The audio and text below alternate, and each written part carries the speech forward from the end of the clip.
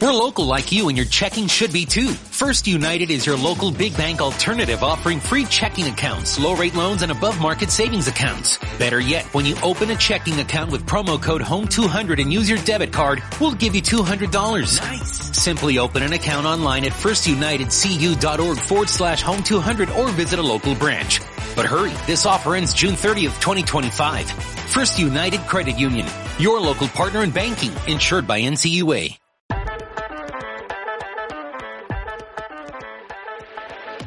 Benvolguts i benvolgudes, soy Judith Camps, oceanógrafa y divulgadora marina, y os invito en cada capítulo a aprender sobre las curiosidades del océano.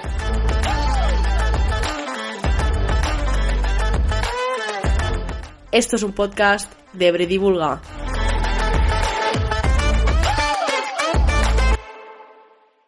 Benvinguts i benvingudes a un nou capítol del podcast. En aquest cas parlarem sobre ciència i educació, però avui tinc una convidada molt especial i de luxe, que no és només profe, creadora de contingut i hiperactiva mental, sinó que és una de les meves millors amigues. Té 3 carreres, biologia, educació infantil i primària, i una llista de coses que vol aprendre i començar. Benvinguda, Nerea, al meu podcast. Hola, moltes gràcies per invitar-me.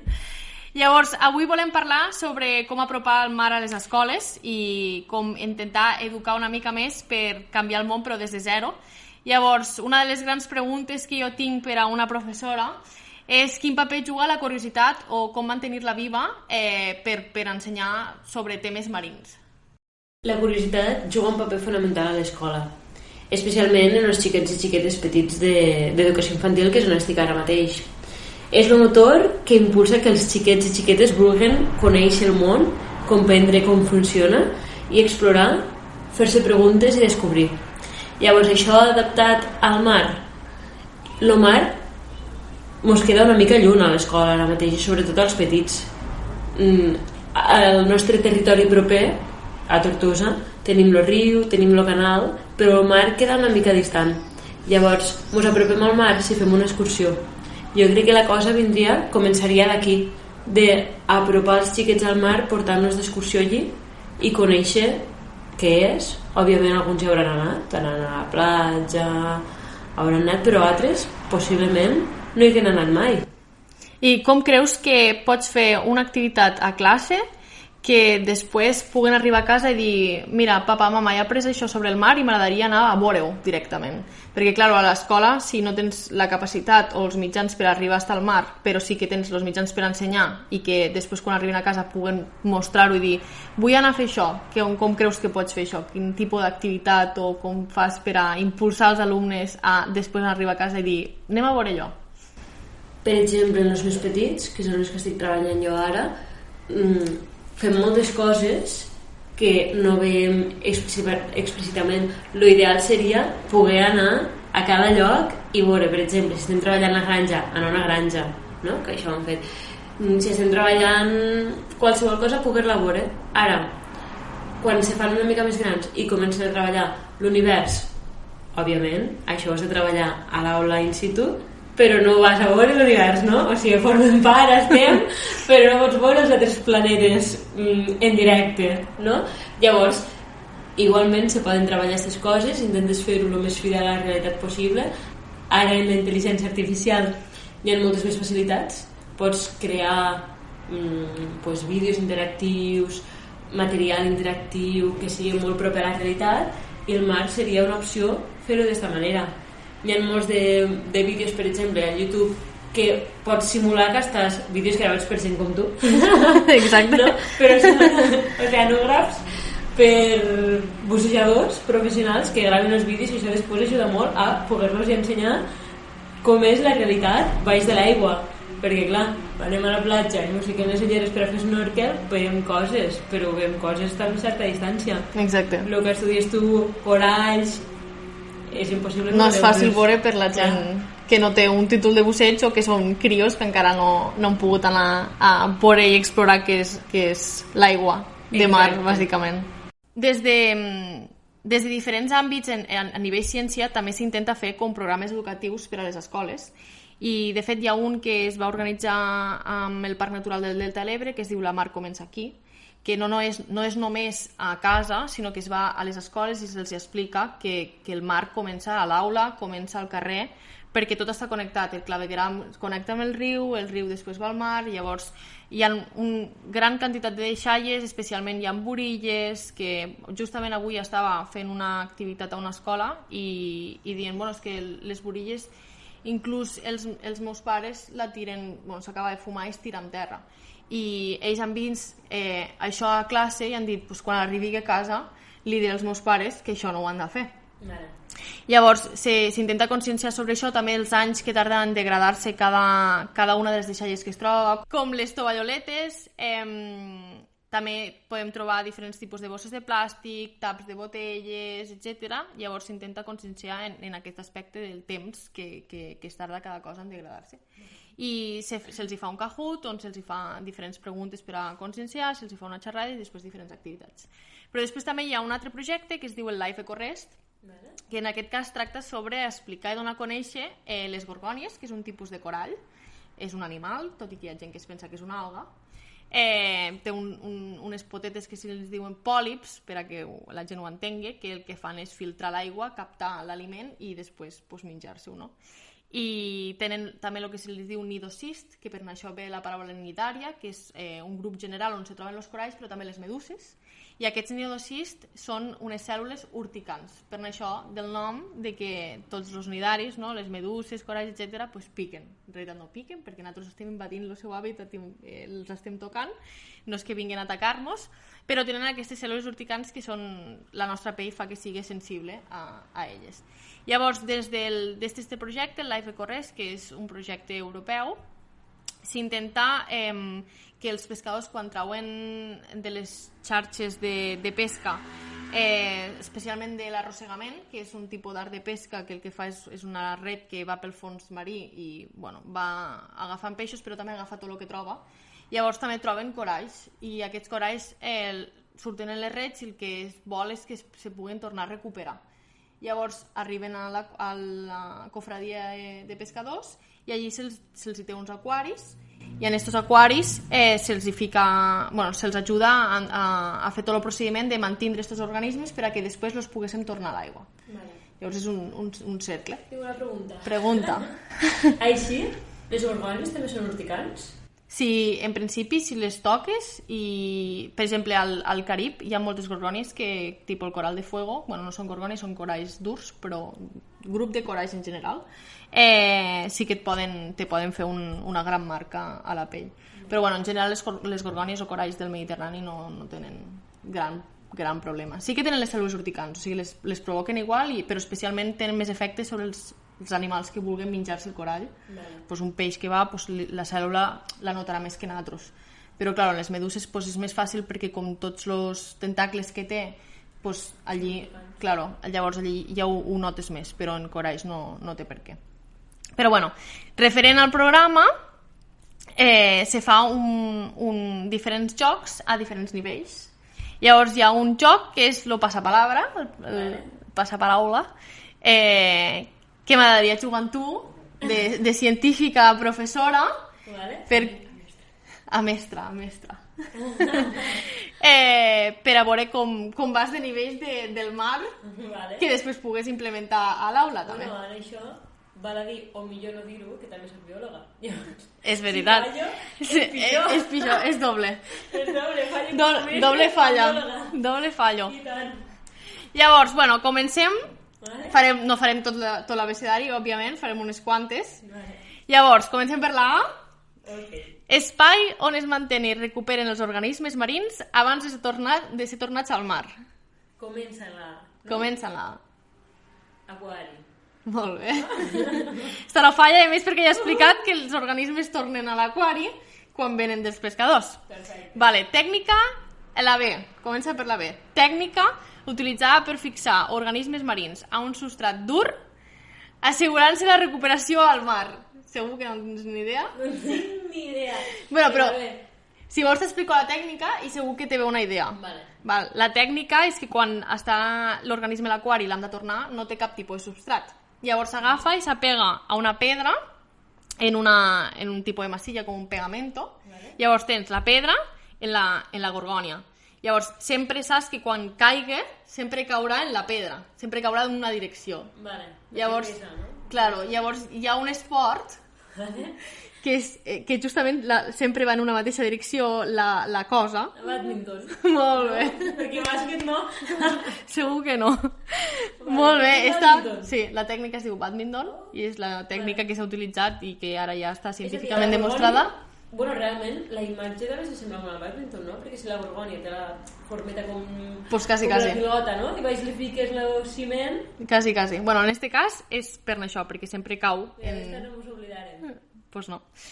En la C, venga. Comença en la C. Associacions de pescadors que participen activament en la restauració i la conservació d'hàbitats marins. És a dir, l'opuesto dels pescadors. Vale, no és un club de pesca, no? No, un club VIP. Què? Què trobes? Necessito una pista. Una pista... Bueno, però segur que quan estaves al col·le, perquè a més també anaves amb mi, ens han fet visites en estos puestos. Confraria? Molt bé. Que no és cofradia, cofradia és en castellà, i confraria és en català. Vale. Però bueno. Vale, va, en la D, esta segur que la saps, perquè a més te dediques a això, bàsicament, que és l'acció de difondre i comunicar els resultats del projecte o de qualsevol cosa per sensibilitzar la societat sobre la importància dels hàbitats marins. Divulgació. Molt bé. Esta si la fallaves malament, perquè... Menys 3. Molt malament. Vale, esta potser te costa una mica, però bueno, comença en la E. Són organismes marins que no són gorgònies, que recuperen també de les xarxes de pesca i són tornats al mar. Però, per a que et facis una idea, pots utilitzar-los, si utilitzes naturalment, a la dutxa, per a limpiar-te. Esponja. Molt bé. Perquè dins del projecte no només són els coralls i les gorgònies, sinó que també s'extrauen esponges i altres organismes, llavors també s'intenten recuperar per a després tornar-los al mar. Val. En la F, tros d'organisme que s'extrau de les xarxes i s'adjunta amb el mètode badminton, perquè a vegades no se trau tota la gorgònia. Llavors en la F, què podem traure? Un fragment, no? Molt bé, estàs a tot bé, En la T, un trosset. Un trosset, sí. A més, un fragment més tortosí. Vale, va, i la última, que esta és la clau, en la G, coralls tous presents a les àrees de restauració, que són clau en la recuperació dels hàbitats marins. Si fallo esto me mates, Ja no som amigues. Gorgònia. Molt bé, Nerea, menos mal. Ole, ole. Superbé. Me n'alegro que esta l'hagués sapigut, si no, malament. I ara, per acabar, crec que estaria molt bé que recomanéssim llibres i pel·lícules per a la gent que ens pugui escoltar, i ja siguin per a nivell infants o per a gent més gran, perquè a més els pares també tenen una gran implicació en quant a conservar el mar i ensenyar als seus fills. Llavors, si vols començar tu en llibres i pel·lícules que tinguin que veure més en infants. Sí, mira, jo quan penso en un conte del mar, el primer que em ve al cap és el del peix irisat, que és un peixet, que és arcoiris, que els agrada moltíssim, i tracta sobre l'amistat i la generositat, però l'escenari és el mar. Llavors també invita a parlar molt sobre el mar. I un altre llibre que podria recomanar se diu Oceanarium, que és un llibre per a xiquets i xiquetes una mica més grans que parla sobre els diferents animals, plantes, tot el que pots trobar a l'oceà. Grans, per a més grans, però també per a més grans com jo, perquè el tinc a casa. Estan com tots els animals representats en dibuixets i tot, vull dir que és superxulo. Explica les espècies, sí. Exacte. Hi ha més grans perquè té molta lletra. Llavors, per als petits sí que els hi pots ensenyar tu acompanyats, però molt possiblement no podran llegir. Però sí, és un llibre molt bonic. I pel·lícules? Vale, pel·lícules sobre el mar. La primera que també m'ha al cap és Buscando a Nemo. Però clàssic. És la pel·li del mar. Que van fer també Buscando Dory. No l'he vist, malament per mi, l'hauria d'haver vist. I si no, també La Sirenita. També. Bueno, ara està La Sirenita. no, més que... Bueno, mos falta un que de fet ahir vaig veure a Instagram, que jo no ho havia pensat, que té una implicació detrás, però no mos havíem fixat, que és Bob Esponja. Vale. Bob Esponja també... Oco, perquè vaig veure que si t'hi fixes, la casa, el restaurant i tot són deixalles marines. La casa de Bob Esponja és la pinya. Claro, però surt com una persona fora bevent la típica pinya quan vas al Caribe, saps? Sí. Vale, després La tira. Claro, ja se l'ha begut i la tira. Vale. Anda. Claro, Patricio és l'estrelleta. Claro. Calamardo, un calamar. Però si te'n recordes del restaurant Sí? o d'altres cases, Del senyor Cangrejo, no? El restaurant. claro, però hi ha un que és com un tubo d'escape, Vale. després hi ha un que és com una caixa de pesca, Sí. i llavors com que té una implicació que quan hem venudes no ho havíem fixat, que és com que viuen en deixalles marines. Vale. O sigui, les cases seues són deixalles marines que els humans han tirat. Llavors, Bob Esponja i tots viuen en aquestes deixalles. Llavors, Bob Esponja també és una bona sèrie per a veure-ho. I clar, la Sirenita i... Sí, però a la vegada se m'ocorreix que poden pensar erròniament que si no tiren deixalles no tenen cases. Això és veritat. Saps? Jo crec que necessites esta mirada pedagògica detrás de dir està passant això, però no és lo convenient. No Tota la hauria de raó. viure a una pinya, sinó que hauria de viure en les companyes esponges, no? Exacte.